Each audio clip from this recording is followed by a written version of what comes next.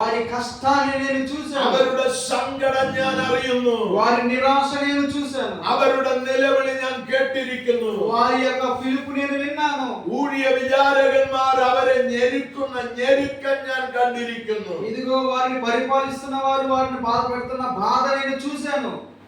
ഇവിടെ നമ്മൾ നോക്കുമ്പോൾ ఇక్కడ మనం చూసినప్పుడు കഷ്ടപ്പെടുന്ന ജനത്തിന്റെ കഷ്ടം കാണുന്ന ഒരു ദൈവം, కష్టపడే ప్రజల యొక్క కష్టాన్ని చూసే ఒక దేవుడు ఉన్నాడు.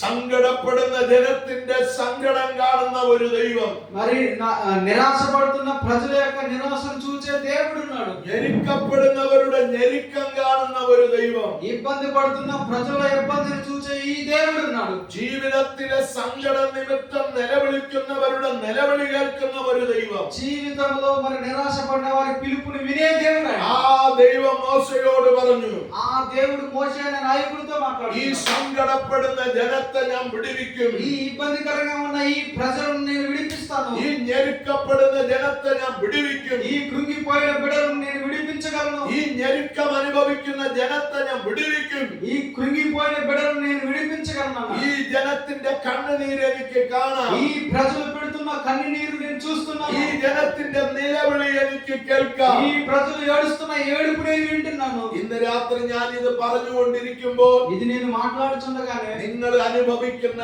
സങ്കടം ഈ ദൈവം കാണുന്നുണ്ട്. ఇదిగో మీరు పడే బాధ ఆయన చూస్తున్న దేవుడు. നിങ്ങൾ എന്തിനെ ഓർത്താണ് സങ്കടപ്പെടുന്നത്? మీరు దేని గురించి కృంగిపోతున్నారు? എന്തിനെ ഓർത്താണ് നിങ്ങൾ ഭാരപ്പെടുന്നത്? మీరు దేని గురించి బాధపడుతున్నారు? എന്തിനെ ഓർത്താണ് നിങ്ങൾ സങ്കടപ്പെടുന്നത്? మీరు దేని గురించి నిరాశపడుతున్నారు? എന്തിനെ ഓർത്താണ് നിങ്ങൾ കരയുന്നത്?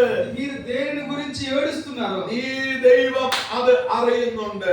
ఈ దేవుడు నిన్ను చూస్తున్న ഈ దేవుడు. ദൈവത്തിന് നിങ്ങളെ വിടുവിക്കാൻ കഴിയും. ఈ దేవునికి నిన్ను విడిపించుటకు చాలిన వాడాయన. നിങ്ങൾ രോഗത്താലാണോ കരയുന്നത്? నీవు రోగాన్ని బట్టి ఏడుస్తున్నావు.